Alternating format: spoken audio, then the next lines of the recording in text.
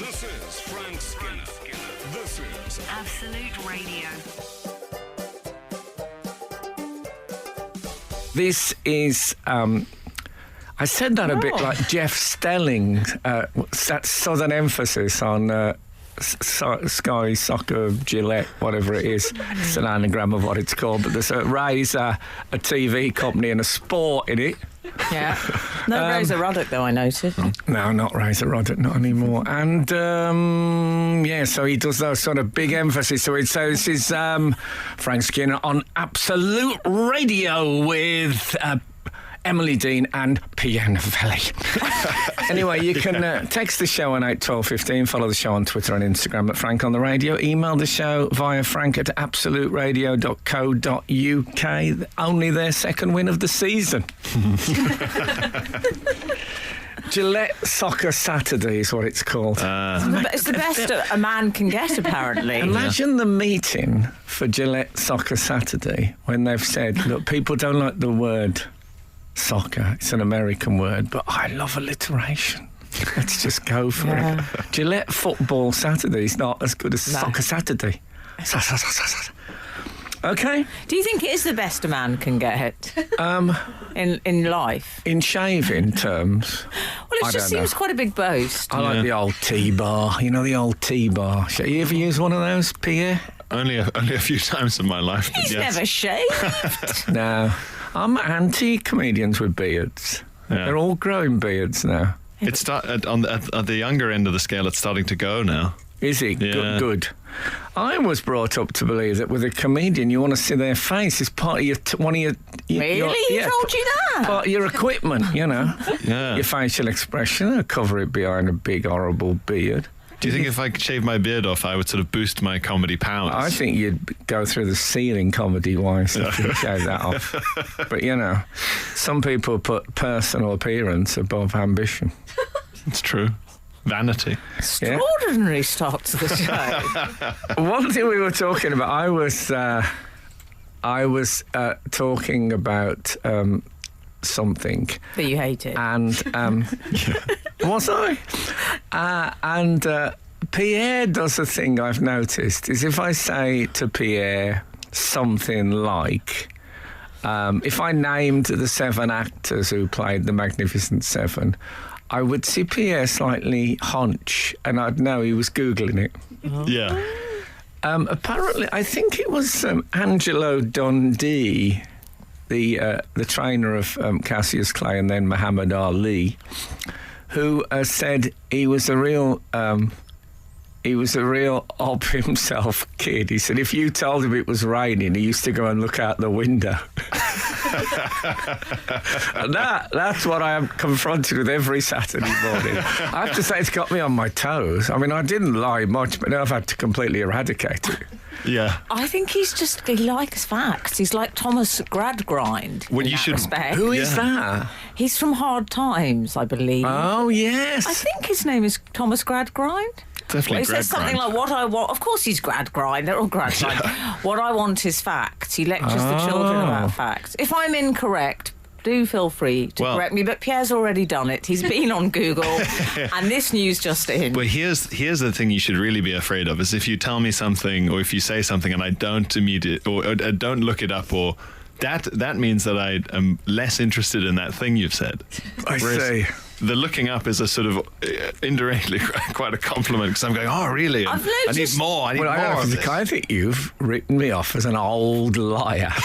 Well, I'm in the same camp, because I've noticed when I've given Pierre a lift occasionally, if I tell him something about my personal life even, I hear the little tap, tap, tap, tap, tap. You Google that? I hear the tap, tap on the phone. He's having a Google. I mean... I quite like it. What happened? This is why there's no religion left in the country. I believe anything. It can't be true if it's not verified by Wikipedia. He's just passionate about facts. Yeah. You know what happened to me with Wikipedia when I upset Steps Faye Tozer by asking her about being a trampolining champion? She said, I'm sick of hearing about that. It's not true. Well, I mean, of all the scandals that could be spread about you, it's not the worst, is it? Frank Skinner on Absolute Radio. Radio. By the way, you'll be glad to know that Pierre Googled the Faye Tozer thing, looked at Wikipedia. It's not on there anymore, apparently, the trampolining. No, there's a Faye's people. There's no trampoline championship references. There is a slightly insulting summary of Steps. It's Is under there? career music. It says Steps are a pop group. Da, da, da, da. Their name is based on a gimmick. It says not a concept, a gimmick. You see, I've never, ever looked at my Wikipedia page, and maybe Faye's in the same... Yeah. Well, they've The same. updated it. I have. Oh, yeah. Full disclosure, because I needed to remind myself when your birthday was. Yeah, it's handy for that. But I noticed Soon I'll be using it for that reason. the MBE's been added. I think I've Has flagged it? this up before, yeah. Nice. Wonderful news. By a user at Charlie3. Who could that be? That might be my Coke dealer. So, Ruth Jordan that's has a been joke, in touch. by the way, if anyone's Oh listening. my We do not approve. We do not approve of Class A drugs, or indeed any of the Classes. the alphabet drugs. No. Don't call me alphabet drugs. Do you get B Making class me and C sound- class? You do, yeah. No, I don't. These No, but I days. mean, do they call them that? Yes. Like They do. if you had a Z class, would that be Lemsip? Livesay tablets. Ruth Jordan Yes. has been in touch. Where would we be without Ruth Jordan? Let's see. All at sea. A name All at sea. constructed from Old Testament references.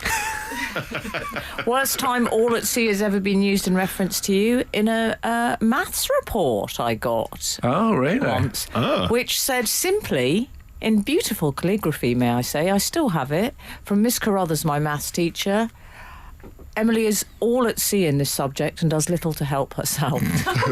And you know what I didn't like? There was a big full stop. Was it O-level navigation? What about my report card says spends far too much time playing to the gallery?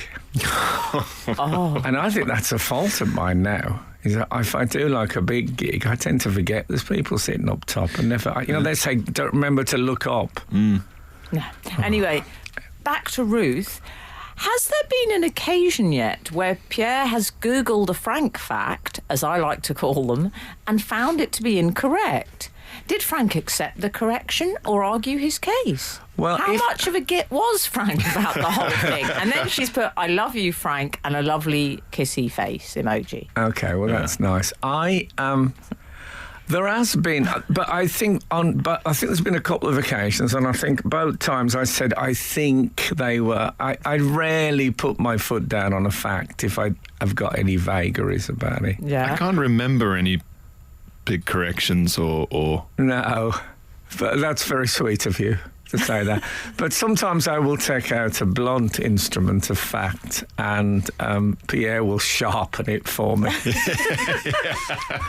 That's basically how it works. Pierre was talking about, by the way, I mean, there's lots of stuff about what we were talking about, but I don't like you guys to miss out. No.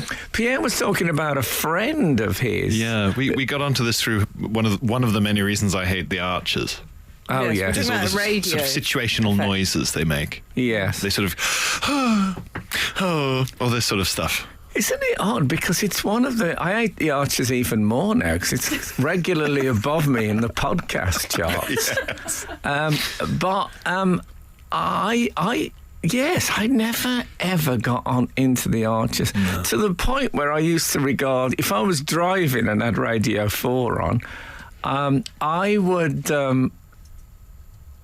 would regard the theme tune as a sort of early warning system. Yeah. Yes. So you'll be driving along and you think Yeah. someone's talking about finance. You think, oh, it doesn't matter. It's just, verbiage in the background. Da, da, da, da. I don't think so. Yeah. Yeah. I hate the way it comes in with a slight fade in and fade out. Yes. Like you'll suddenly hear a voice going, I think those trees are going to need pruning. And I just think, why do I want this in my life? But it's intensely popular. Just you doing that now, people will be saying, actually, I think I might listen to the Archers instead of it. People absolutely love it. Frank Skinner on Absolute Radio. Now, Pierre was just about to slag off a close friend. Yeah. Gather round the fireside, everyone. Come, sit at my feet. Yes. So, regarding my hatred of little noises, I have misophonia, where I have a sort of irrational anger response to little particular sounds. Okay. Imagine being like that. I'm like that. I worked with a man whose wife used to wear industrial ear protectors at meal times because she couldn't stand the sound that he made when he ate.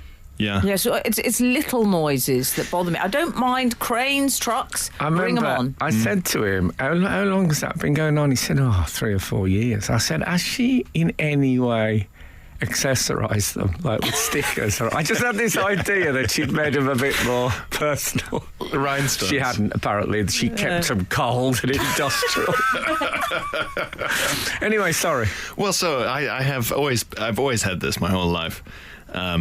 And he's a friend of mine who I game with. Okay. I do some gaming with him. Do you wear like the little... cockfighting, that kind of thing? Yeah, yes. No, Frank, This is how South Africans game. I like to game, bear baiting and things. Yeah. Like Get the dogs. Like an Elizabethan... Get the dogs, Gunter. Yeah. I'll be about 7 hours. Yeah. Oh, I can imagine him going out for his dog. Be back at dawn.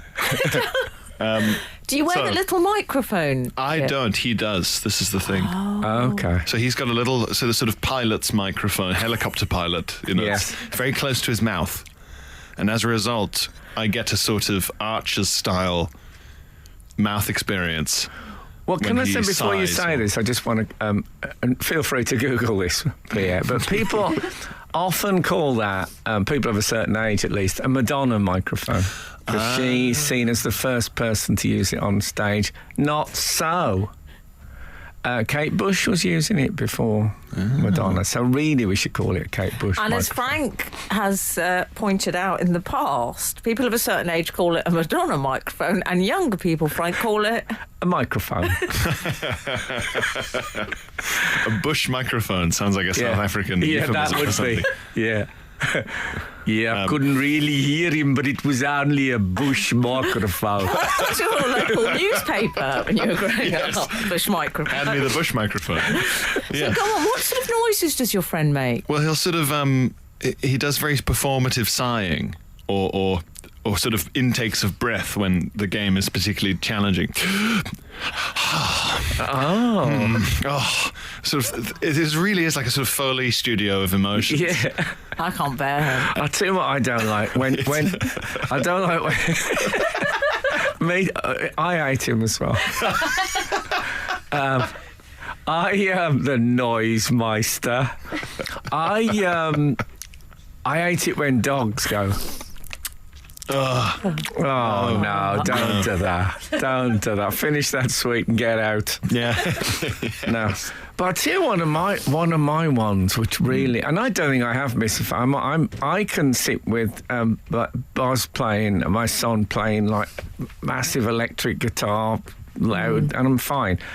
The one that gets me is when you hear a track of people playing acoustic guitar and you get that as the fingers slide up and down the strings. You know that bit? Cut that out. You could cut that out in post. What are you doing? Don't leave that in. I tell you what I don't like is the internal sigh, and I'm guilty of it myself, where it feels overly expressive for a sigh. It's not a genuine, it's like a... Yeah. Yeah, that's a deliberate sign. That's a theatrical sign. Yeah. You want to turn to the person and say, "What is it?" Exactly. No one has ever released a sigh like that. Subconscious. It's always, you know what I'm going to do now, don't you? My sigh. Frank Skinner on Absolute Radio. Don't forget this morning's text in who would you most like to see on a Pez dispenser. So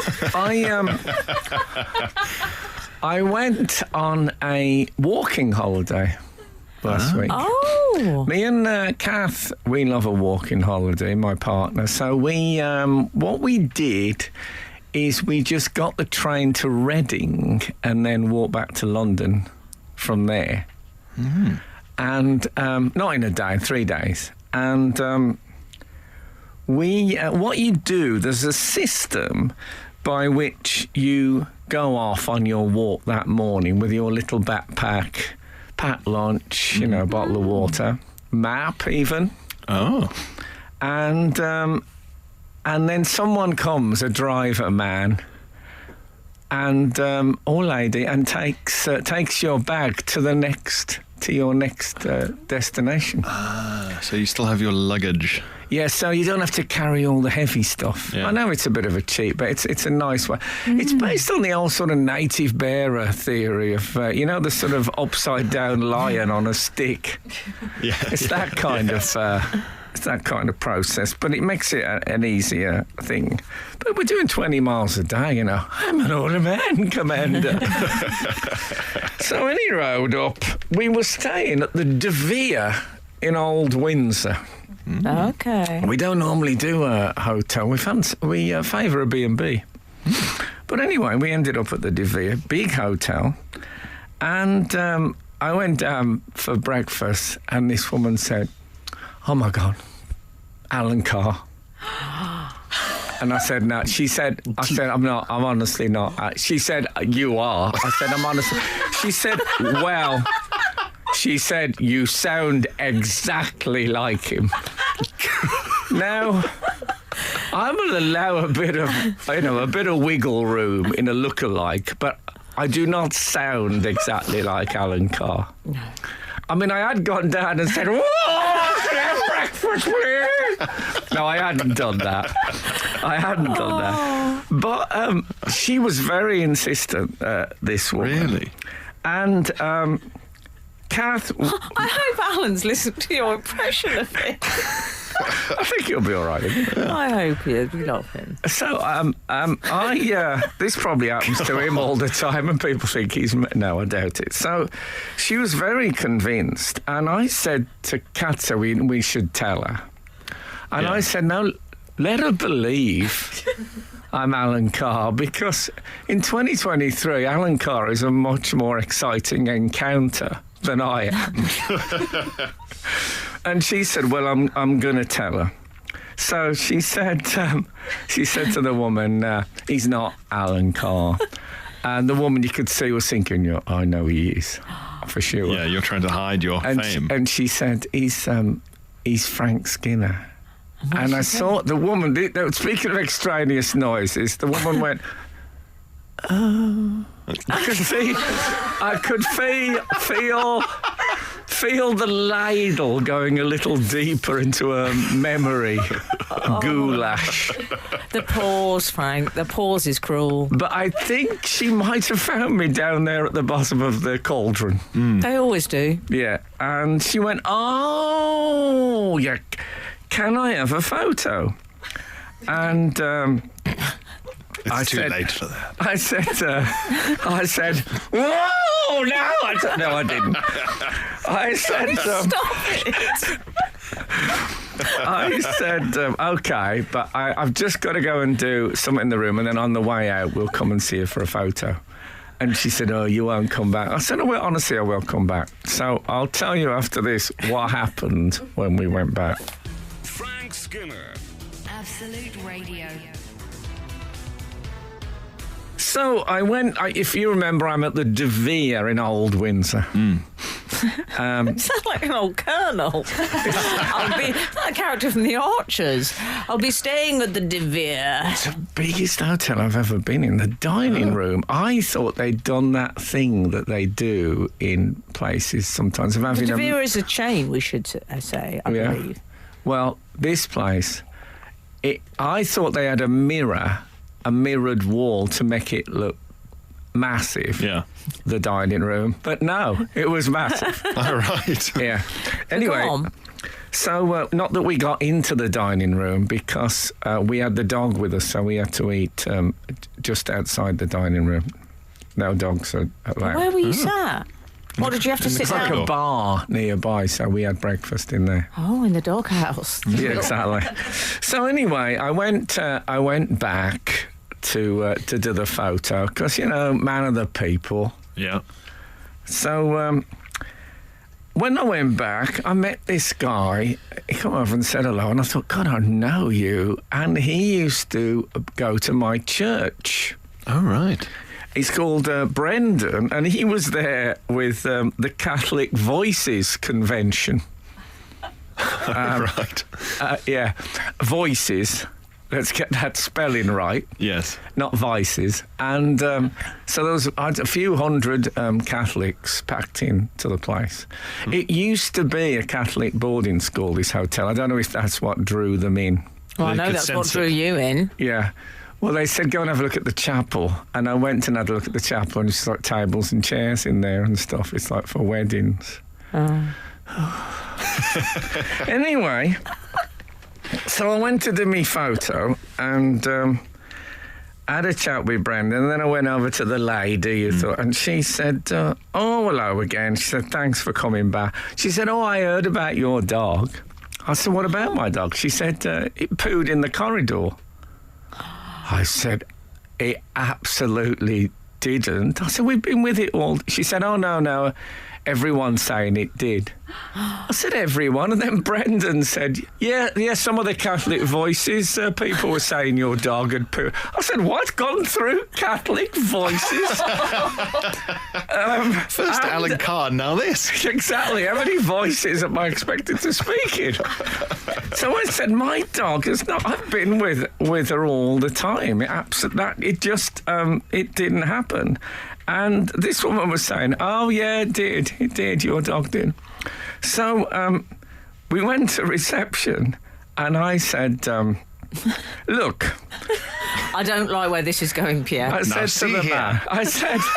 Now, look here. I said, look, there's a story going around the hotel. You should have stayed Alan Carr. Yes. I said to Kath, I said, if you'd have kept your mouth shut, it would have been Alan Carr's dog. Yeah. The story I'd have would been only have fine. unravelled when the woman said, yes, Alan Carr was here with his wife. Yeah, that would have been a shocker. I think that would have overdone the pooing element. He was here with his what? And the dog pooed it. Never mind that. What was he here with? Anyway, I'll get back to the reception in a second. This is Frank Skinner. This is Absolute Radio.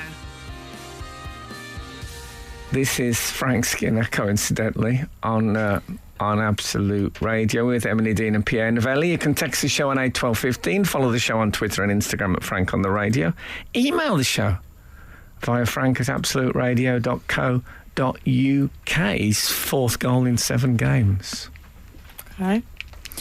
So, we'd left you. Like Jeff Stelling We'd left after you, Frank. Vapor. Oh, sorry, yes. In the hotel, let me set the scene here. You've already been accused of being Alan Carr. Yes. And then, I was all right with that, but my dog's integrity has been called into question.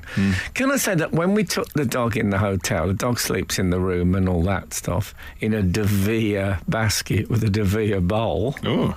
So they're welcoming to dogs, as long as you don't take them in the restaurant. Yeah. But when we walk with it, obviously we don't just let it out the room, say, go and have a run.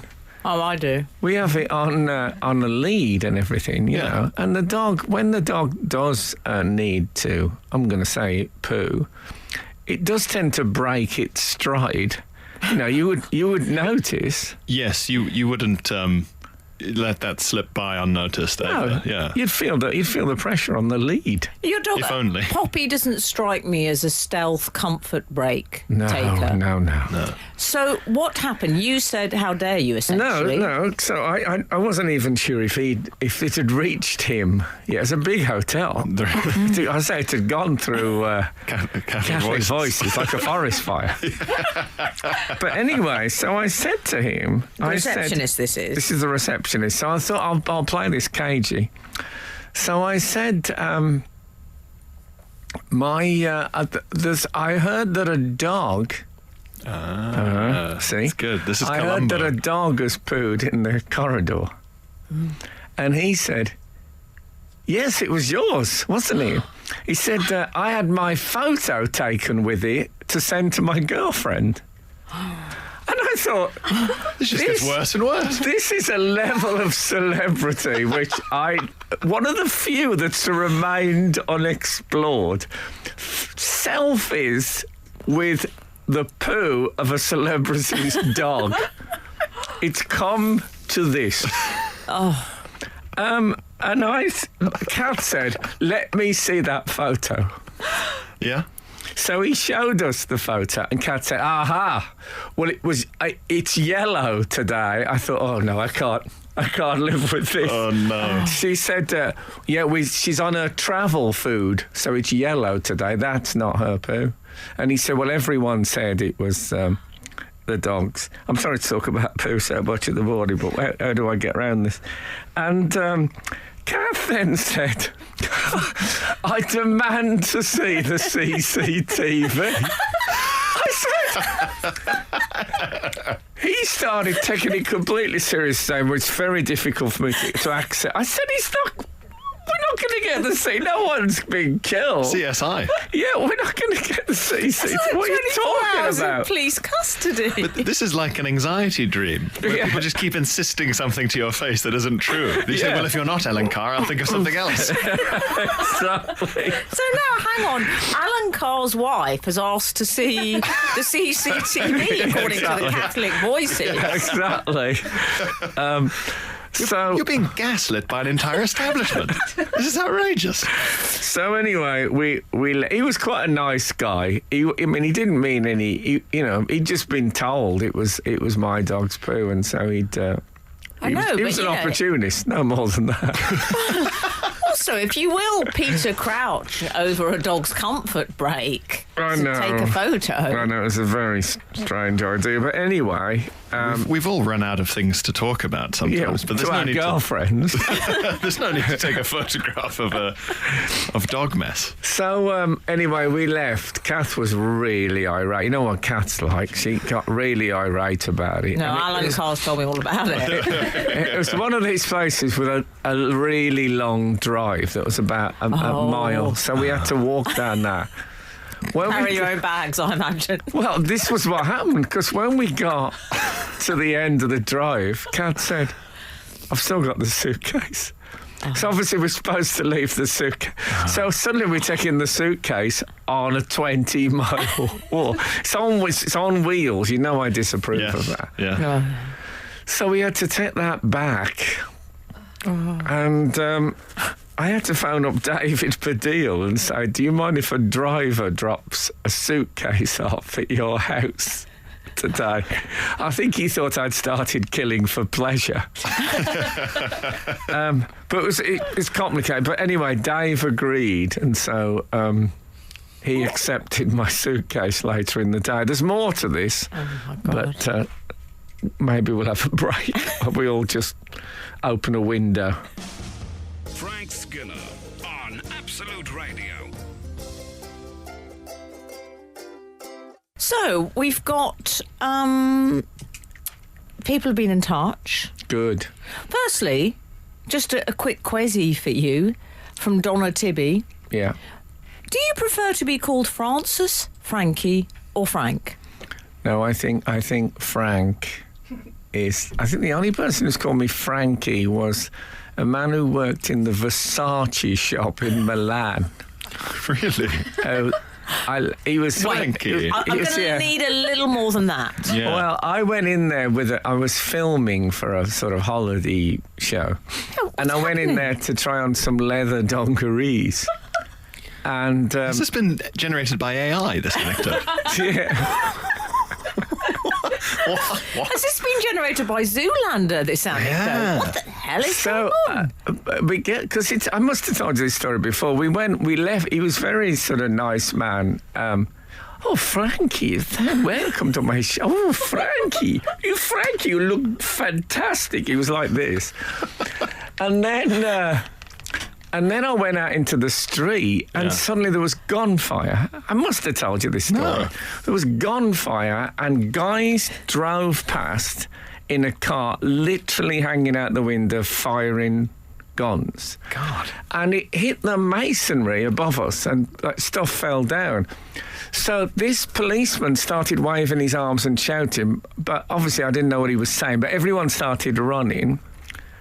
And I used to, I don't know if I can still tell this story. One thing that stuck in my mind at the time was we ran, and there was this woman running ahead of me, attractive woman, like short skirt and all that. And I remember thinking, oh, she's all right. And that was in the very face of death. The very jaws of death. Depressing final thought. Yeah. So anyway, we all went into like a side alley, and then the police all went round, so we could hear gunfire in the distance, and suddenly a voice from a window went, Frankie, are you okay? From the massage. Sprinting away in your leather dungarees. Oh, man. No, I hadn't got those on then. I'd left them in the This is shop. like a cross between The Godfather and a Carry On film. Well, Yeah, well, there's more. I mean, what happened, that was basically the bit that involved me, but the camera crew filmed the police arresting these guys. Oh, they got them. Yeah. And one thing they did is they had one guy in the gutter and they had their boot on his throat. And they filmed that, and then they took the film to a news station in Milan. And when we got back to the hotel, there was about 10 police there. And is the word compounded when they take... what's the impounded? Yeah. Impounded. They impounded... Can I just check something? Were you still wearing the leather dungarees? No, I never bought them. The idea was I just tried them on. Can I say I kind of wish you had? Yeah. They were really loose as well, like I could fish in them. Yeah, oh yes. Waders. So the police came and took the whole day's shoot away, and they had to go and see a judge at like 2 a.m, and he had to decide what we could keep and what we couldn't. So they took all that tape, the shooting stuff. Yeah. Wow. Sorry, I don't know how that story came out, but it was... It literally came from, do you prefer to be called Frank or Frankie? And now suddenly we find ourselves in a shootout wearing leather dungarees. Frank Skinner, everyone. Who'd have thought great oak trees from little acorns grow? That's what the guy in the shop told me. I said they're quite baggy. There's room. God's sake. Frank Skinner on Absolute Radio. Frank, we've heard from Josh Jeffrey. Judge Jeffries, the hanging judge. No. There's nothing judicial in this. It's Josh Jeffrey. Okay. You recently spoke about tribute acts. I believe we did a couple of weeks ago. Well, I went to the Bootleg Beatles, who were immense. They're on tour. In Amsterdam, you saw them. In Amsterdam, but they're on a British tour now. I'd recommend. It's a great night. Josh continues, I noticed an act playing in Glasgow called Simply Rod, and I'm confused. Which one? Is this a Rod Stewart tribute or a bloke called Rod pretending to be Mick Hucknall? Yeah. Surely the golden rule of a tribute act name is that we immediately know who it is. That's from Josh Jeffrey, your witness, Frank Skinner. I'd guess it was a Rod Stewart. But what if it's an amalgam? What if it's the Black Rod? I saw many years before the whole tribute. I doubt it. Well, that could be quite a good I know tribute act. how the gig would start. Wow. And everyone would go, woo! He's doing it. Yeah. Live. It wouldn't start that way. He'd have to save that to the end. That's his big You've got to encore. open with it, though. It's a bit like Let's Get Ready to Rumble. You can't put it at the end.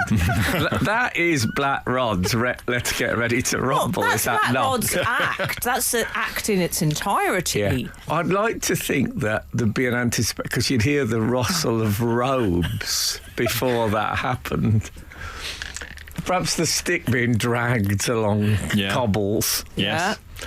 I know many years ago, when I was literally about 15, I went to a pub with my older brother, Terry, and there was a guy who did Johnny Cash well, I thought. Yeah. And then halfway through the act, there was a break. And then when he came back on, he did Roy Orbison. You could not get two more contrasting voices. And he was, as I recall it, at least, I was brilliant at both. He was hidden away in Smethwick. What an odd amalgam. Yeah. This is quite like one of those sort of almost only connect to sort of pub quiz things. We're trying to figure out the name of a tribute band that could be two bands at once. Only the Lonely Connect. Only the Lonely Connect. Yeah. Yes. So he'd come Simply on. Rod. Well, they gave him his orders at Monroe. And later on, just run. It's really amazing. Yes, well, of course, as you may know, my favourite ever tribute name that I saw was Shania Twin, which I thought had really. Yeah. I wanted to do proxy music and do like a Roxy. So I used to love Roxy. That's a great one. But I couldn't. So what would you go? Simply Rod? Would you instantly go? I'd go Stuart. It's going to have to be Stuart. But the Simply, I agree with you, Josh. It does add an extra layer of confusion. But he might be doing a Johnny Cash, Roy Orbison, and here's an idea for you boys. Nice little project you can be getting along with. What do you think they should have? They should call the Rod Stewart tribute act. Ooh. I'm sure you two can put your little heads together. I'll leave you gentlemen to it. I have to go out and visit the bathroom.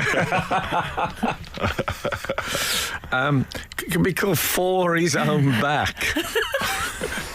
Frank Skinner. Absolute Radio. We've been talking, amongst other things, about the Rod Stewart. We believe it's a Rod Stewart tribute band called Simply Rod. Yeah. And there are some other suggestions flying around. 740 suggests Odd Stewart. That's actually Ian Angle, good. one of our regulars. That's good. Do you like Odd Stewart? Yeah. Okay. Lee suggests Cod Stewart. Also clever. Because it's a cod one, yeah. Clever, but slightly distracting. For a lot of reasons. Jane Robinson. People might think it's a chip shop. That's another thing. Like Mr. Cod, remember that? It's a bit Shakespearean as well, I'm not sure. Mr. Cod, I knew the daughter of Mr. Cod, Ms. Cod. Yes. And I said to her, but where's the pun? What's it about? Yeah. There is a chip shop called The Codfather. Yes. Sure. And you know what? They've made the effort, respect. Jane Robinson has also just come up with another tribute band that she's a fan of, is Elvana, and they are an Elvis-fronted Nirvana tribute band, who Jane says is superb. What do you think of that? I like it. I've got... what about this for a Rod Stewart tribute band? The Rod Delusion. That's nice. I mean, it's nice. It's quite a Radio 4 sort of demographic. Well, we've got a it's very so smart clever. audience. Sung in the style of Richard Dawkins. I don't know what that would be like. I think If you think I'm sexy, then prove it. I don't Something want like you that. mixing up a sexiness Yeah. with the Rod Delusion. The Rod Delusion is quite pure, and what I like about the Rod Delusion is it requires a second and third thought. Well, Dawkins says in his book that he read the entire book out loud to his wife, Lalla Ward, former Doctor Who companion. Romana too, if you're interested. And former wife of Tom Baker. But anyway, he read the whole book to her. I thought, the poor soul. And now she doesn't believe in a kind God either. No, so I assume that the Rod Delusion would have to do their entire set to Lalla Ward before they went on to her for her approval. I first came across that book because I saw Trevor Nunn. Are you familiar with Trevor Nunn? Oh, of course. Familiar with Trevor Nunn? I am. Do we need to explain who he is? Well, he's a major theatre director. I once saw him in a pret-a-manger, sitting there eating his sandwich, Sure. and he was reading The God Delusion. But despite that, and I Googled it, and I thought, OK, despite that, I still think he'd be a nice friend for you, Frank. Yeah. Would that... Well, he's called Non, so there's... Good start. Yeah, what you get on one side of the seesaw, it's weighed out by the one on the other. I think so far, I've got to be honest, I'm starting to think the Rod Delusion is in the chair at the moment. Well, I don't want to get involved in gossip, but when Tom Baker was married to Lalla Ward, a guy I know said, who was a friend of Tom, said he met Tom. Tom was leaning against a bar in some place. Tom was really one of the, like, hung out with Francis Bacon and all that lot. Oh, yeah. Was it the Colony Club? And anyway, he said, how's your marriage going? He said, no, not that well, maybe it was a mistake and all that. Like, so where is she tonight? He says, she's sitting over there listening to an audio book. It's not a great sight. This woman loves hearing books read out loud. She does. It might have even been swatted up in advance on the GD. Frank Skinner on Absolute Radio. 482. Oh, can I just tell you one thing? Sure. I was watching the cricket yesterday, which is from Bangladesh. And one of the lovely romantic things about cricket grounds now is the ends, the various stands in the thing are named after old cricketers associated with that ground. Oh, lovely. So, you might bowl from the Malcolm Marshall end in the West Indies and stuff like that. And I thought I really liked that immortalising of the greats. So in this game, they were bowling from the Mr. White detergent powder end. Oh, man.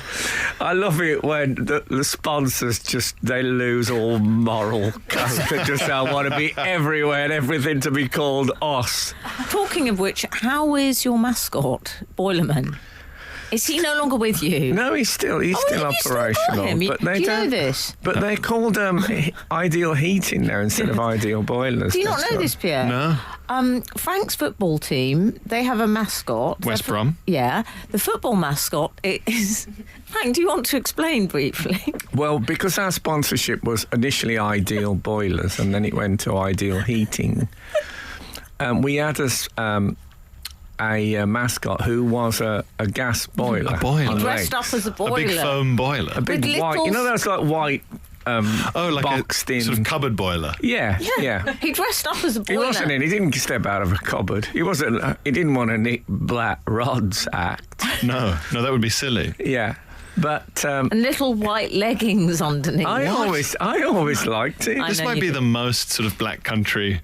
Even the mascots have a sort of industrial workman element. Yeah, but Nothing whimsical. too long have these characters been exiled to the white goods room, to the utility room of life. So we got him out there in the open. But we'll always have Baggy Bird, who is our number one. How dare you? I'm sorry. But thank you for calling me your number one. I honestly wasn't talking to you. Can I tell you what we have done? Temporarily, we have, in some quarters, removed the thrush from our badge. Why? To show it's an RSPB campaign or whatever. No, actually, it's more than that. It's a nature thing. And it's to show what the world would be like without wildlife. So Wolves have took the wolf off their badge. Aston Villa have taken the lion, and we've removed. And Arsenal, we've taken the... that would be a world without guns. Yeah. Wow, that's one way of looking at it. Frank, 482, can I just quickly... Yes, please. Hello, team. How about Rod Stewart? This is ideas for Tribute Acts. How about Rod Stewart and the Wrong Faces? I do the emphasis, the wrong faces. It should really be the old faces, should it? I'm not sure. But no, it's the small faces. Oh, is it? I thought it was new faces. No, New Faces That's a TV was a show. high TV talent show. So, what would you say about the wrong faces? It should be big faces? It should And be. the big faces. Rod Stewart and the Big Faces with a It's not backing quite group right. that included Jeremy Clarkson and Prince Andrew. Oh, dear. I don't know which was the biggest mistake to mention. We can discuss that in the break. Frank Skinner on Absolute Radio. This is Frank Skinner on Absolute Radio with Emily Dean and Pierre Novelli. You can text the show on 81215. Follow the show on Twitter and Instagram at Frank on the Radio. Email the show via frank@absoluteradio.co.uk. Okay, just another cover band idea for you. Okay. What about 894 Dear Frank and Who's Tim, that supposed to be? how about this for a cover act? Facsimile. It could be S Wait. Club 7. Sorry, carry on. Facsimile Allen. Facsimile Allen. It's Facsimile Allen. Oh, Lily. Yes. Okay. Yes. All right, Yeah. Rod Delusion. No, I like it. Sorry, I interrupted you. So, anyway, while we were off, I told you about that me and my partner were on a walking holiday. While we were away, our child stayed with Kat's sister. And played with his cousin. Now his cousin is a bit younger than my child, so it gives Buzz a chance to be not too grown up for a bit. Yeah. Because when you're about 10, you spend some of the time reading The Long Walk to Freedom, and some of the time reading Spot. Yes. So they go around and they play act. So in the past they've been Doctor Who and Companion and stuff like that. So my nephew he's 6, Buzz is 10. Normally the young one has to get the companion role. Yeah, well in that one he does, but my nephew Elliot has currently got a bit of an obsession going on, and so in this week he got to choose because they're play acting. They played Samuel Pepys and Charles II. How are you finding Hampstead? Well, Samuel Pepys and Charles II. yes, We I all mean, grew up with our Samuel Pepys masks that we'd wear. And exactly. big fake diary made of paper mache. And It's good. Well, book day. I mean, no contest. Who was Charles? You know Samuel Pepys? Yes, that's why I never stand next to him at the urinal. Do you know what? I think your Peeps material is very underrated. Thank you. So yeah, Buzz had to be Charles II because Elliot is obsessed with Samuel Pepys. Do you know who hasn't been there? Initially, strangest childhood obsessions, 8, 12, 15. yes. For quite a while, the girl next door to me actually thought my name was Davy Crockett, the American frontiersman, because that's what I told her, and constantly dressed as him, carried a rifle, toy rifle. Anyway, not a trifle, a toy rifle. I didn't carry a trifle. What's to be the point? There was none of that in the frontier. No. It's one of the hardest things about the frontier. So yeah, Elliot's obsessed with the Great Fire of London, and that's how he got onto Pepys.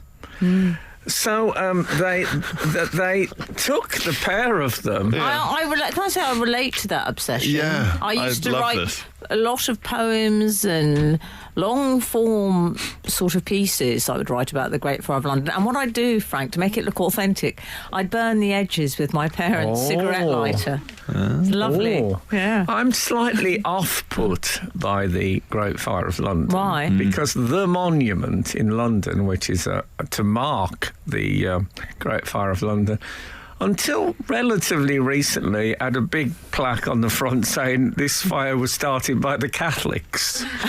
Right. So they took that down eventually. I think you can now see it in the Museum of London. But we don't forget. That's what worries me about Catholic voices and our dog. Frank Skinner. Absolute Radio. So they took Buzz and Elliot. I'm hoping his parents is all right with me naming him. Anyway, too late now. By the way, I think it's out there, as it were. Well, me and Kath were walking along the Thames path on our walking holiday, and there was a fun run coming in the opposite direction. And a woman said, "Oh, hello, Poppy." And I thought, turns out she'd been at the De Vere. No, she hadn't. No, we don't know how she knew. I must have mentioned that my dog is called Poppy at some point on the show. I don't even remember mentioning that. But anyway, it was a bit freaky at first. No, it is quite. I've had people say, "Oh, hi, there's Yeah, Raymond." but we talk about Ray a lot. See, That's it's fair enough. sort of implied that Poppy had her own life. Yeah. It's one of her friends. I don't like it when they get their own life. You don't know them. No, exactly. Oh, that's just somebody. Yeah, it's. So anyway, they took them to the British Library Oh yeah. to see Pepys' diary. Yeah. Yeah. Yeah, Samuel Pepys' diary, which is a nice idea, I thought. So they got there, and the guy said something like, "Oh, you can't." The usual British Library thing. Yeah. You've got it, but you can't look at it. It's being polished. Yeah, something like that. Like, well, I've just done a documentary about Alexander Pope and Jonathan Swift, and they got some great Alexander Pope stuff, and they wouldn't let us film any of it. Why? Good question. Oh. They said we only really do that with things that are, we are exhibiting and stuff at the moment. Oh, Yeah. so it was the library. Yeah, I thought he was encouraging people, doing a documentary about an 18th century writers. That's what the British Library should encourage. Anyway, I don't know more about that. Too late. I own the British Library. What? We all do, don't we, if we pay tax? I see. Oh, we're going down that So route. anyway, so we went in. And she said, "We've come to see Samuel Pepys' diary," and he said whatever it was, or he wasn't old enough to go in or something like that. And she said, "Oh, because he's a bit of a fan of Samuel Pepys." 6-year-old boy, remember? Yeah. And the guy said, "When was he born?"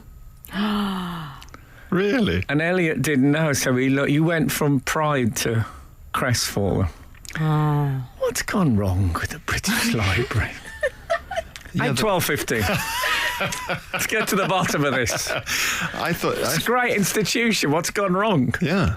I mean, I don't Maybe like the the real aggressive hostile questioning of a child. 6-year-old encourage. Do you think the real staff are in a back room with hands tied behind their back and sticking plaster over the mouth, going, Let the boy see the diary. Totally. Watching it on seas, and then a tear falling down their cheek as they see Elliot's crestfallen face. Let Frank in the Pope room. Shut up! We're not encouraging people to read poetry, and that's it. Every time someone's eyes look at this book, it fades away a little more. Every time a child says they like something, find a fact to us to which they probably won't know the answer to. 6-year-old kid, now, all proud that he knew who Samuel Pepys was. You bullies. This is Frank Skinner. This is Absolute Radio. By the way, on the suitcase front, David Baddiel did accept my suitcase delivered to his house. So when we got back from the walk, I went up to see him. It's about 10 o'clock at night. My feet were sore. I'd walked 50 miles. And we got there, had a lovely time. The whole family was there, smashing. And then I said, right, I'm going now. It's about 11. Did he offer give you a cup of tea or something? Oh, cup of tea. I had homemade fritters. Anyway, I realised that because of my strong moral code, I couldn't wheel the suitcase home. I had to carry it, even though my feet were killing me. And so thus I did. I shoved in the handle and carried it. I love the way you've rebranded this as a virtue, my strong moral code. Well, I really despise the whole luggage on wheels concept. Your Amish attitude to luggage developments. Yeah, at least they'd put it on the back of the cart. Yes. But, I carried it home, much to Dave's amusement that I couldn't use the wheels. Oh, you carried the suit. It was a bit of a footprints in the sand moment. It Frank. was. Yes. It was. Frank, may I just briefly draw your attention to something that we were sent midweek specials. This is from James. And James says, "Hi, Frank and team. Long-time podcast listener as an Englishman living in Salt Lake City, Utah." Wow. Okay. Now, we were talking about the combination of tribute acts. I remember a joke on... they had an apocalypse special news on the two Ronnies. Of course they did. In which they did news about the end of the world. And he said so many people have been destroyed that the Jews and the Mormons have decided to get together to form a joint church. The headquarters will be in Salt Beef City. They don't get jokes like that anymore. Anyway, carry on. Anyway, James from Salt Lake City, Utah continues. I'm not sure if this is a thing, but I might have found a solid case of inverse nominative... Did I say that correctly? Yes. Thank heavens. Determinism. Yes. We should say nominative determinism is when your name seems to have led you into a career, like Gary Player, the Absolutely good golf example. player. Yes. So although you do think maybe Tiger Woods should have been better off with that surname. Oh dear. Anyway, this is an example James of Salt Lake City, Utah feels is an inverse example of this. Okay. I was sitting in my local doctor's waiting room when up on the screen appeared an advert for a Dr. Goodenough. Whilst this is already a fairly unusual surname, the plot thickened when I saw his medical specialty as reconstructive surgery. The thought of good enough relating to reconstructive surgery made me think of you all, as I thought you'd appreciate the irony. I will let you take it from there. Yeah, so I assume he means that people don't think they're good enough, and that's why they don't go to Dr. The idea of a reconstructive surgeon being called good enough. Yeah. Yeah. It's a low bar. I don't want any doctor to be called good enough. Yeah. It would be a whimsical attitude to have towards your own reconstructive surgery. Doctor, how is it? that'll do. It's fine. It's fine. It's basically how I used to look. No, it's a nice twist on it.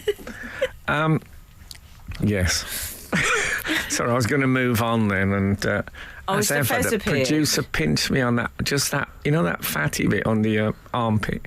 Yes, just pinches that. It's what Leeds used to do at corners. All right, baggy bird. Frank Skinner. Absolute Radio. 940.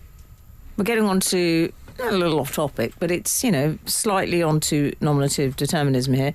We've got 940, or inverse perhaps. There's a car salesman, I won't name the actual one, at a Mercedes dealership. He names the area, but I don't know if I should, given that the person is called Peter Conn.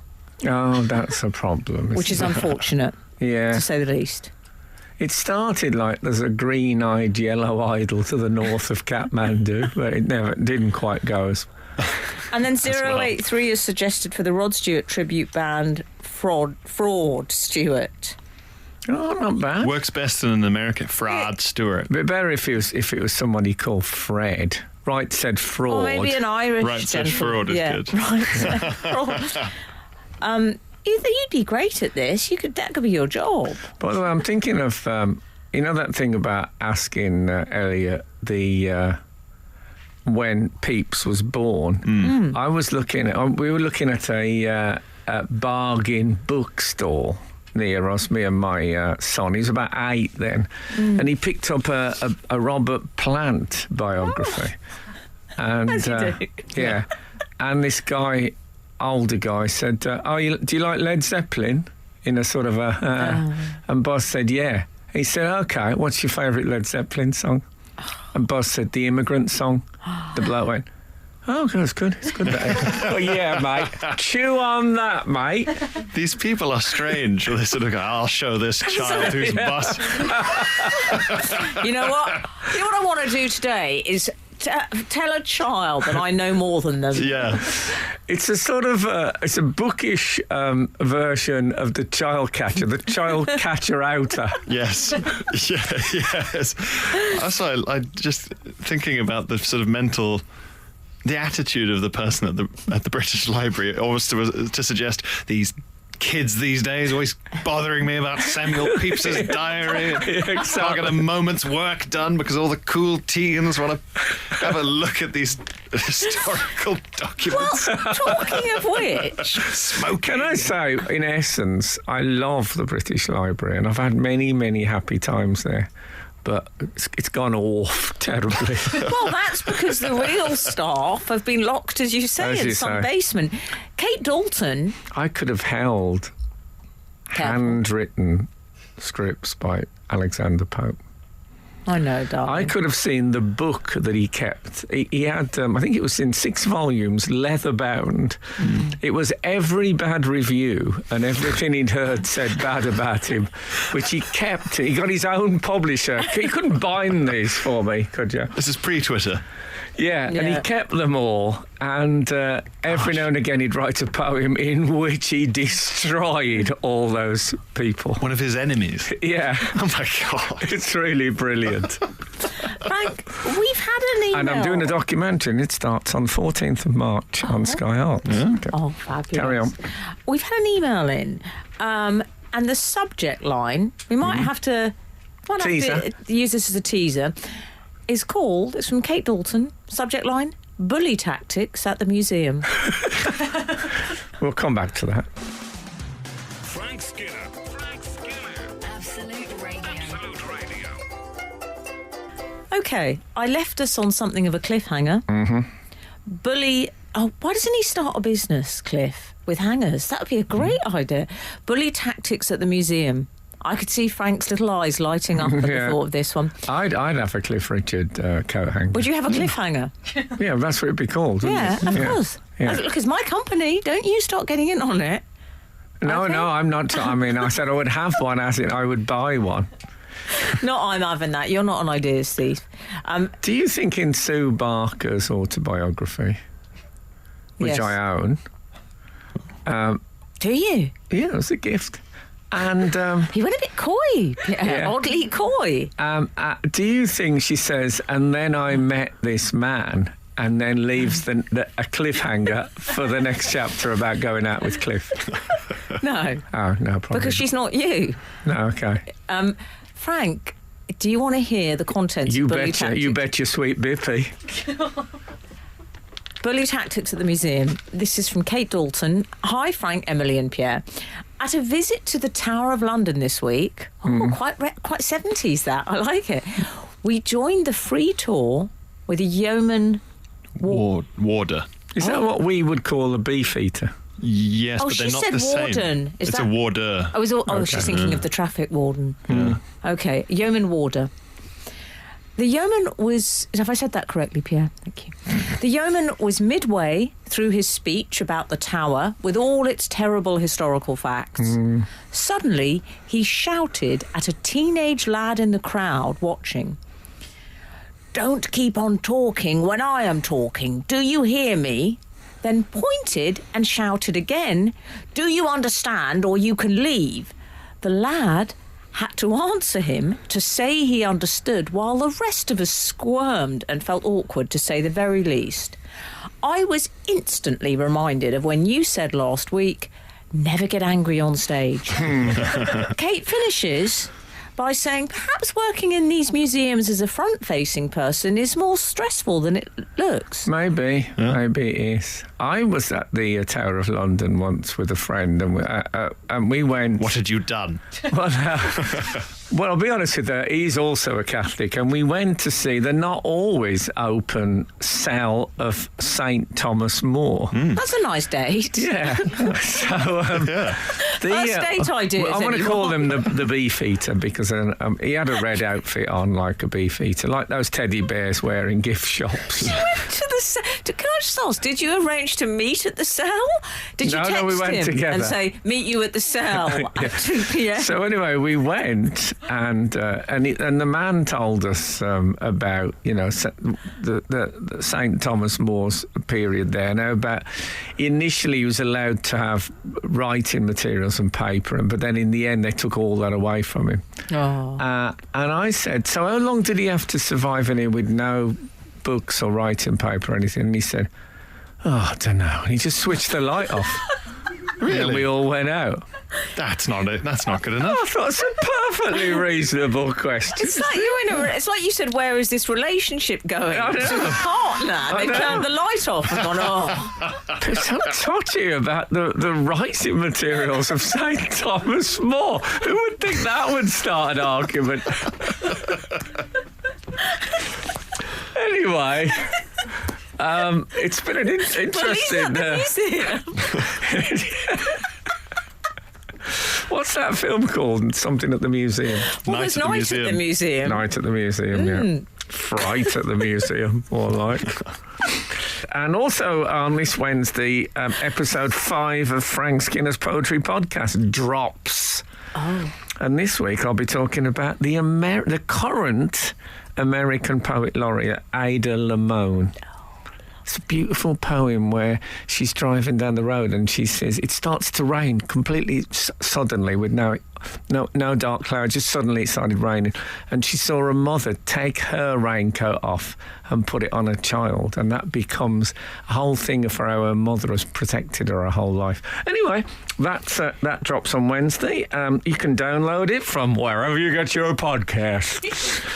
So thanks so much for listening this morning. And if the good Lord spares us and the creeks don't rise, we'll be back again this time next week. I'm off to the BFI to watch all 6 episodes of The Sea Devils.